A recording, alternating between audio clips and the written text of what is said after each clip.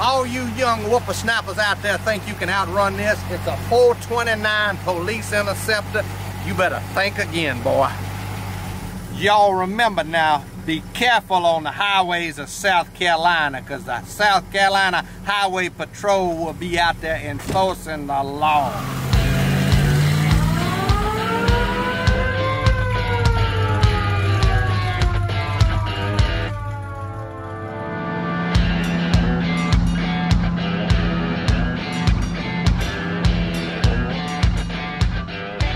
My appreciation for old police cars began when I was about 19 years old. I got my first used police car at that time, and it was a Ford Custom 500, very similar to this car.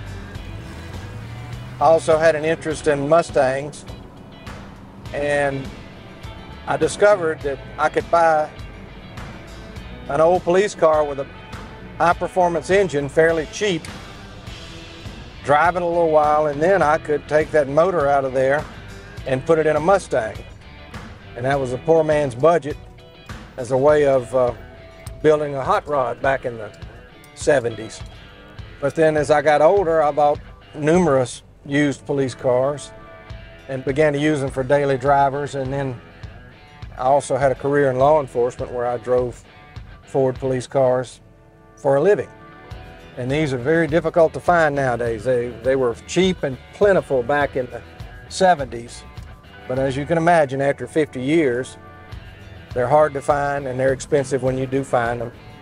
But there's a kind of an eclectic group of people that buys and trades and shows and sells these old police cars. This one has a 429 Police Interceptor engine. It's the original matching numbers engine. And it was very similar to the engine that was found in Mustangs and Torinos of the era. This car I was able to find about 1.5 years, almost 2 years ago, from another collector. He had begun a restoration on the car and about 7 years ago, and then just kind of ran out of interest in it. I was able to locate him on Facebook, send him a message, and a few days later I went to Ohio and bought the car. And it was partially reassembled, but it had been painted, and most of the parts were in boxes and so forth. So I spent the last 1.5 years reassembling the car, driving it, showing it, and just enjoying it in general. The previous owner had spent quite a bit of money doing the paint and body work, which is always a big expense. But before I bought it, I verified that it had the correct original factory engine and traced the lineage of the car, the history of the car, found out it was absolutely a South Carolina Highway Patrol. The previous owner actually tracked down a trooper in South Carolina who gave him technical advice on the original configuration of the car and so forth, provided him with photographs and even some of the diagrams of how police equipment was installed in the car back in the 70s. This is a functional radar. It clocks cars just like it did back in 1972. It's designed to be used in a stationary mode. So to get accurate speed readings, we have to park on the side of the road and clock vehicles as they pass by. It will work going down the road, but it adds their speed to my speed, and that's what it'll display on the screen.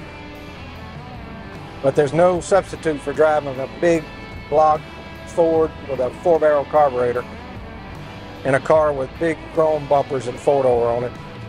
No comparison to today's cars. Totally different feel. A lot of people refer to it as Barney, and I simply tell them Barney wishes he had a car like this. What does your wife think about this car? Well, I'll tell you like this. We go to car shows, and she likes the venues where we go. Usually we try to pick a venue where there's something for wives to do while the husbands are out playing with their cars. So in that aspect, I get to show the car off. She gets to go shopping and blows the credit card up, so everybody's happy.